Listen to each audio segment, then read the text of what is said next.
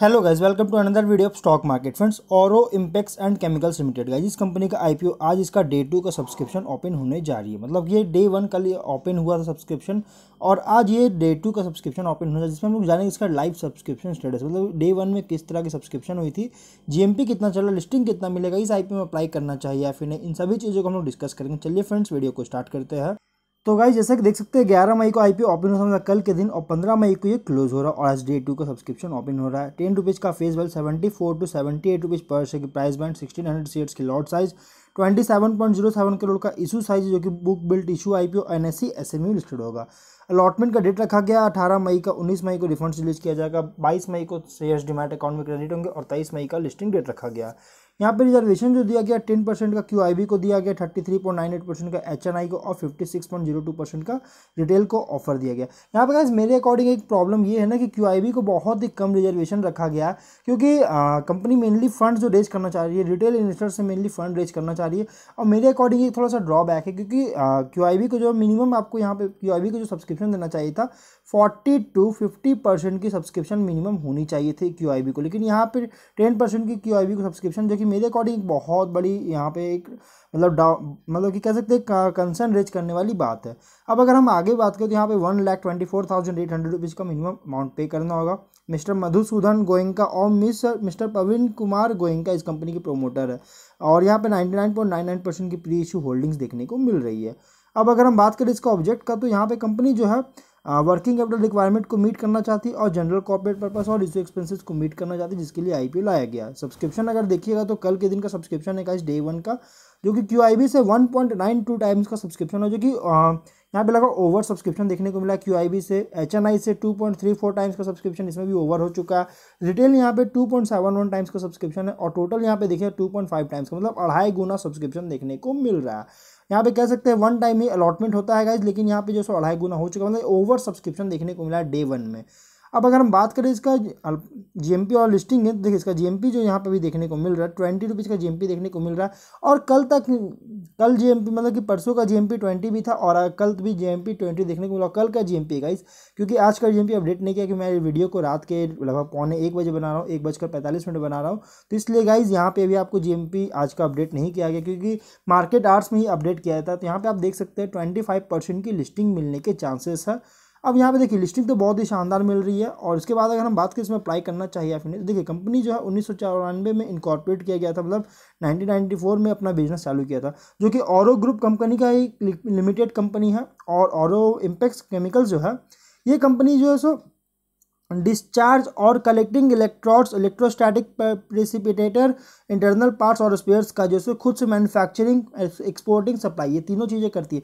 यहाँ पे गाइस अब इसमें देखिए मैन्युफैक्चरिंग करती है, तो इसमें एक और प्रॉब्लम ये आ गई कि कंपनी के पास सिर्फ एक ही मैन्युफैक्चरिंग फैसिलिटी है, और इस मैन्युफैक्चरिंग फैसिलिटीज़ में अगर कोई भी इशू होती है, कोई भी मतलब कि प्रॉब्लम आती है, तो गाइस इस कंपनी के प्रोडक्शन पर सीधा सीधे असर पड़ेगा, इसके मैन्युफैक्चरिंग में मतलब कि रोक लगा दिया जाएगा, रुक जाएगा गाइस, इसका मतलब कि बहुत ज़्यादा इफेक्ट पड़ सकता है। तो एक मेरे अकॉर्डिंग एक ड्रॉबैक है, क्योंकि कम से कम कंपनी के पास 2 मैन्युफैक्चरिंग फैसिलिटी होना चाहिए था, और बहुत पुरानी कंपनी, तो इस टाइम तक इसके पास 2 मैन्युफैक्चरिंग फैसिलिटी कम से कम होनी चाहिए थी, लेकिन यहाँ पे इसके पास एक ही मैन्युफैक्चरिंग फैसिलिटी है, जो मेरे अकॉर्डिंग एक ड्रॉबैक है। और बात करें आगे हम यहाँ पे देखें तो कंपनी जो है कलेक्टिंग इलेक्ट्रोड्स, जो कि सभी profiles, discharge electrodes, electromagnetic wrapper, tank fabrication और डक्ट फैब्रिकेशन और other ESP internal spare parts के लिए जो है सो ये जो है मतलब कि मैन्युफैक्चरिंग करती है कलेक्टिंग इलेक्ट्रोड्स का।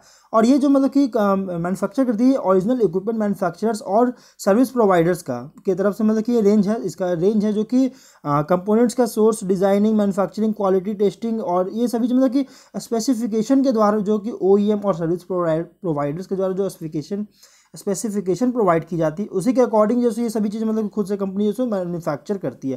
तो ये भी एक ड्रॉबैक है, इसमें भी एक और ड्रॉबैक निकल गया कि ये स्पेसिफिकेशन के द्वारा स्पेसिफाई किया गया है प्रोडक्ट्स, मतलब कि जो मैन्युफैक्चर करती है स्पेसिफिकेशन पे करती है, खुद से मतलब कि नहीं करती, बल्कि कस्टमर्स का जिस तरह से होता है उसी के अकॉर्डिंग कंपनी मैन्युफैक्चर करती है, जो कि ये भी एक ड्रॉबैक है कंपनी का। वो मैं आगे आपको बताऊंगा, जब इसका प्रॉस और कॉन्स मैं डिस्कस करूंगा तब मैं आपको ये सब चीज़ बताऊंगा, इसका पॉइंट बाय पॉइंट मैं बताऊंगा। अब अगर हम बात करें इसके क्लाइंट्स के बारे में, तो क्लाइंट्स इसके बहुत बड़े बड़े क्लाइंट्स हैं, जैसे रिनोन्ड ओईएम और सर्विस प्रोवाइडर्स जो इनके हैं, जो प्रोडक्ट्स जिनको सेल होती है, थर्मैक्स लिमिटेड है, एलएनटी लिमिटेड है, फिर KC Cottrell India private limited, एसजेक heavy engineering limited, Hariyaksh industries private limited, पार techno hit private limited, filter flow engineering private limited, Imeco overseas private limited और अदर ब्रांड्स, जिससे बहुत सारे अलग अलग अदर ब्रांड्स जो है सो इसके मतलब कि क्लाइंट्स है। तो यहाँ पे देख सकते हैं कंपनी जो सो ठीक ठाक यहाँ पे अच्छी बिजनेस मॉडल है। लेकिन अगर हम इसके फिनेंशियल्स को देखें तो 20 में 28.4 करोड़ का एसेट्स है, 37.6 करोड़ का रेवेन्यू, 27 लाख का प्रॉफिट है। और 21 33.6 करोड़ का एसेट्स है, 73.7 करोड़ का रेवेन्यू, 90 लाख का प्रॉफिट है। और 62.1 करोड़ का एसेट्स है यहाँ पे 22 में, और 151.8 करोड़ का रेवेन्यू और प्रॉफिट है 2.3 करोड़ का। और 23 में अगर देखिएगा तो यहाँ पे 82 करोड़ का यहाँ पे एसेट्स है, 232.9 करोड़ का रेवेन्यू और डेट प्रॉफिट है 5.6 करोड़ का, सॉरी 6 करोड़ का यहाँ पे प्रॉफिट है। और डेट है 48.7 करोड़ का। यहाँ पे गाइस कंपनी पर डेट बहुत ज़्यादा है, मेरे अकॉर्डिंग बहुत ज़्यादा डेट है कंपनी का, जो कि मेरे अकॉर्डिंग एक कंपनी का मतलब कंसर्न रेज करने वाला है। और यहाँ पे अगर देखिएगा तो 21-22 में कंपनी एवरेज ग्रोथ हुआ था, लेकिन यहाँ पे 21 में कंपनी का एवरेज ग्रोथ हुआ, लेकिन 22 में एक सुपर अर्निंग देखने को मिला, एक सडन ग्रोथ देखने को मिला। 23 में भी एक सडन ग्रोथ देखने को मिला, जो कि एक बहुत बड़ा कंसर्न रेज करने वाली बात है। और यहाँ पे कंपनी जो अगर देखा जाए तो इसका 1 मई 2023 को जो RHP जब ये लाया गया था, मतलब कि इसमें जो है लाया गया था, अब इसका अचानक जो है 6 मई को जो है इसका अचानक प्राइस जो है इंक्रीज हो गया था। तो ये एक बहुत बड़ा कंसर्न रेज करने वाली बात है। अब अगर हम बात करें इसके की पॉइंट्स का, तो यहाँ पे देखिए स्ट्रेंथ, यहाँ पे अगर देखा जाए तो कंपनी जो है ट्रेडिंग, डिस्ट्रीब्यूशन और मैन्युफैक्चरिंग जो कि एयर पॉल्यूशन कंट्रोल इक्विपमेंट का करती है, इसके लिए मतलब एक्सपीरियंस जो है इनके पास लगभग 2 डिकेड से भी ज़्यादा का इनके पास एक्सपीरियंस इस्टेब्लिश कर चुकी है, जो कि एक बहुत बड़ा पॉजिटिव साइन है कि इनके पास एक्सपीरियंस लेवल बहुत ज़्यादा है और इनके मैनेजमेंट के पास। और क्वालिटी पे कंपनी जो कंसिस्टेंट फोकस कर रही है, और प्रोडक्ट पोर्टफोलियो पे भी जो बहुत ज़्यादा फोकस किया जा रहा है क्वालिटी पे, जो कि डाइवर्सिफाइड बिजनेस भी कंपनी कर रही है। साथ में यहाँ कंपनी जो है डिस्ट्रीब्यूशन नेटवर्क और लॉन्ग टर्म स्टेबल रिलेशनशिप भी बना कर रखी है अपने कस्टमर्स के साथ, जो कि इस्टेब्लिश कर चुकी है।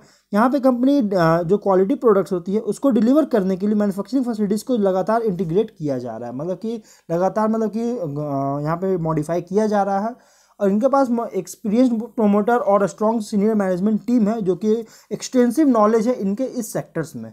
तो ये बहुत ज़्यादा जो इनके मतलब कि स्ट्रेंथ है। अब हम लोग इसके रिस्क की बात करें तो कंपनी का जो है कुछ ही कस्टमर्स पे कंपनी जो डिपेंडेंट है, इनके रेवेन्यू वगैरह पे कुछ ही कस्टमर्स पे डिपेंडेंट, और इनमें से कोई भी कस्टमर्स अगर लॉस होती है कंपनी को, तो कंपनी का सीधा सीधी इसके मतलब कि कंपनी के बिजनेस पे बहुत ज़्यादा इफेक्ट पड़ सकता है, इसके रिडक्शन पे, परचेज रिडक्शन पे जो है बहुत ज़्यादा इफेक्ट पड़ सकता है, जिससे इसके फिनेंशियल्स पे इम्पैक्ट पड़ेगा, रेवेन्यू बहुत ज़्यादा गिरावट आ सकती है।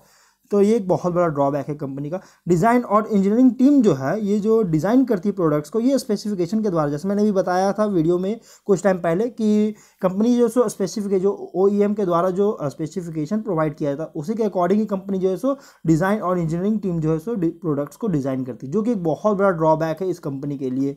जैसे देख सकते हैं यहाँ पे रिस्क में यहाँ पर खुद बताया गया, जिससे अगर मान लीजिए कोई भी कस्टमर्स का वेरिएशन अगर स्पेसिफिकेशन को मतलब कि नहीं हो पा, अगर स्पेसिफिकेशन करती है तो गाइस इससे मार्जिन्स में बहुत ज़्यादा रिड्यूस हो सकता है और कॉस्ट भी इंक्रीज होने के चांसेस बन सकते हैं। तो इससे कंपनी का फिनेंशियल्स पे भी बहुत ज़्यादा इफेक्ट पड़ सकता है, प्रॉफिट पे।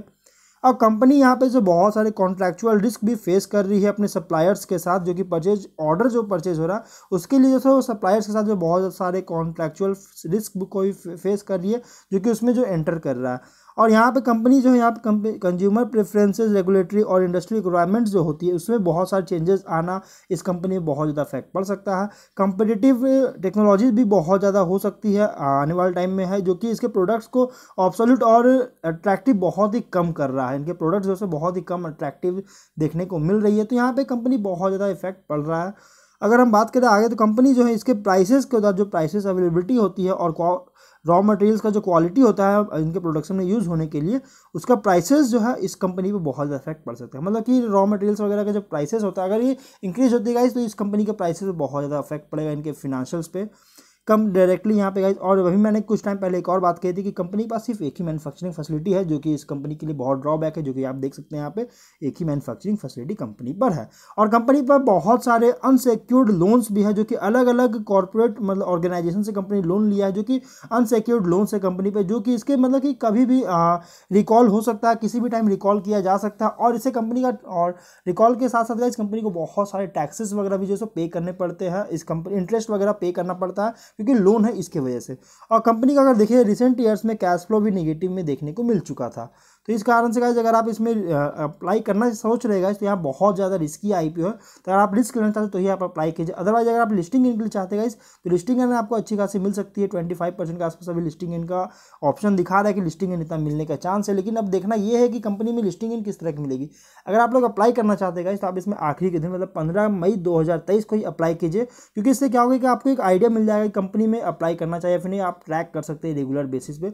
और हमेशा अपर प्राइस बैंड जो कि 78 रुपीज़ पर शेयर का है, अपर प्राइस बैंड पे ही अप्लाई कीजिएगा तो ही आपको इसके अलॉटमेंट होने के चांसेस बनते हैं।